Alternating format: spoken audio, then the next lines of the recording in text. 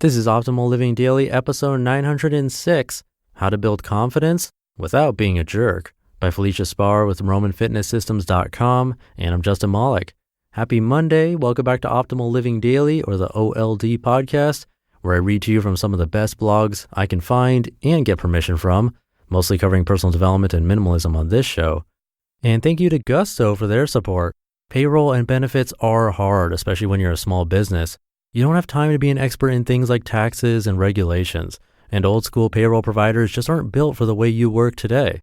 Gusto is making payroll, benefits, and HR easy for small businesses. Modern technology does the heavy lifting, so it's easy for you to get it right. You no longer have to be a big company to get great technology, great benefits, and great service for your team. In fact, 9 out of 10 users say Gusto is easier to use than other payroll solutions. Don't believe it? Just Google them. People love Gusto. How often do you actually love your payroll provider? To help support the show, Gusto is offering our listeners an exclusive limited time deal. Sign up today and you'll get 3 months free once you run your first payroll. Just go to gusto.com/old. That's gusto.com/OLD. For now, let's get right to it and start optimizing your life. How to Build Confidence Without Being a Jerk, by Felicia Spahr with RomanFitnessSystems.com. It was New Year's, 2009. I was sitting on the bedroom floor of my New York City apartment and wondering why, despite everything I'd accomplished, I wasn't happy. I knew that I needed to build confidence. The problem? I'd been taught that in order to be confident, I needed to keep achieving and to keep setting and blasting through goals. That's what every successful person seemed to do. But when I saw myself, I was a success on paper, but inside, I felt like a fraud. But why? Shouldn't confidence just come from achieving bigger and better things? Shouldn't we all turn into Batman each time we cross the finish line? The truth is, that's not how confidence works. Confidence isn't some magical pill. It's not some inborn trait that is bestowed upon certain people and not others. And it's not something you get once you start a business, achieve a large goal, or finally find the person you're supposed to be with. This is exactly why the typical fake it till you make it advice is BS. We're putting a Band-Aid over our problems and trying to ignore them instead of looking at confidence for what it is, a skill that can be learned. The number one myth holding you back. Typical advice for learning how to be more confident go like this. Just be more confident. Relax and be you. Feeling like you want to throw up? That's totally appropriate. Are you supposed to just jump into your Batmobile and hope for the best? What's worse is that the images we have of confident men skew towards alpha males, jerks, and aggressive men who are loud and obnoxious. For women, we think confidence means being an icy, a Miranda Priestley type who everyone fears, no one likes, and who you secretly think is so frigid because she never gets. And if these are the only examples of confidence that we have to try to mirror, we're never going to do it. A new way of looking at confidence. Confidence is self-belief. It's the hardcore belief that you can do anything you set your mind to overcome every obstacle, to rise to every challenge. It doesn't mean you won't be scared. It's the belief that you know you can get through it even when, and especially when, the shit hits the fan. Think about an athlete like Michael Jordan, one of the greatest basketball players of all time. Know how many shots he's missed? 1 million? 10 million? You can bet that every time he missed a shot and every time that shot cost his team a win, that he felt awful. Confidence isn't about winning all the time. It's about showing up despite how many times you fail. I think it's helpful to know that even a guy like Michael Jordan has had his mixed struggles. We can't get caught up in the idea that successful people don't fail. The reality is that they fail more often than we think. We just don't see it.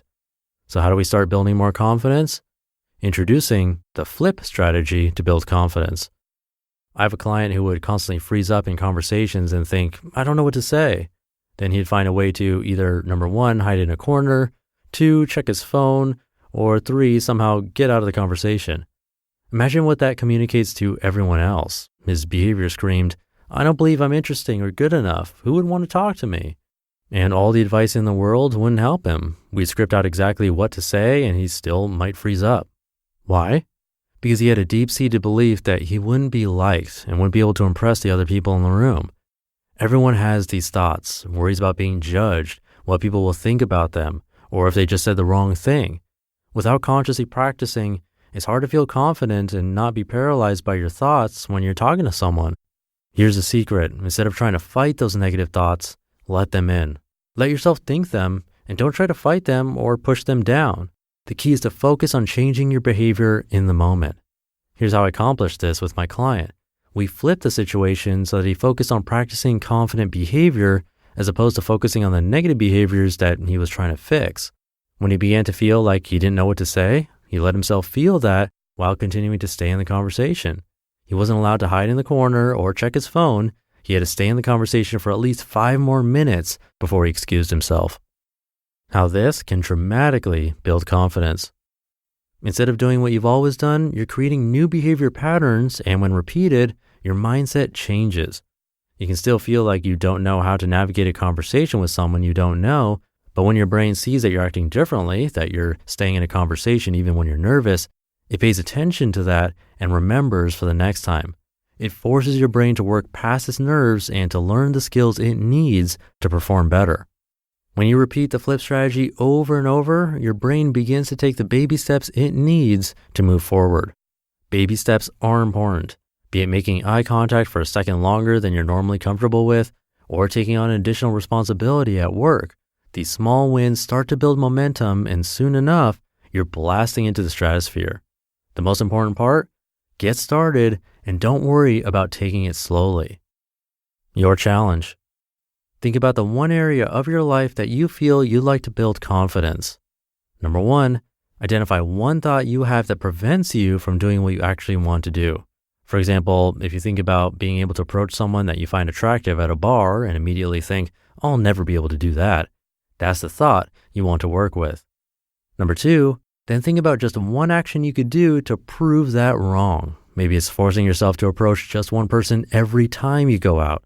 The key here is to make the action small and doable. If you go too big too soon, you set yourself up to fail. Number 3, do the action. Like the client we talked about earlier, it could be staying 5 minutes longer in conversation, even if you're only having small talk and are exhausted by the idea of doing it. The only way this all comes together is by taking action, but the right kind of action so you get those small wins.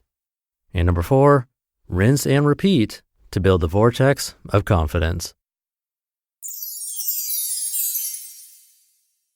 You just listened to the post titled How to Build Confidence Without Being a Jerk by Felicia Spahr with RomanFitnessSystems.com.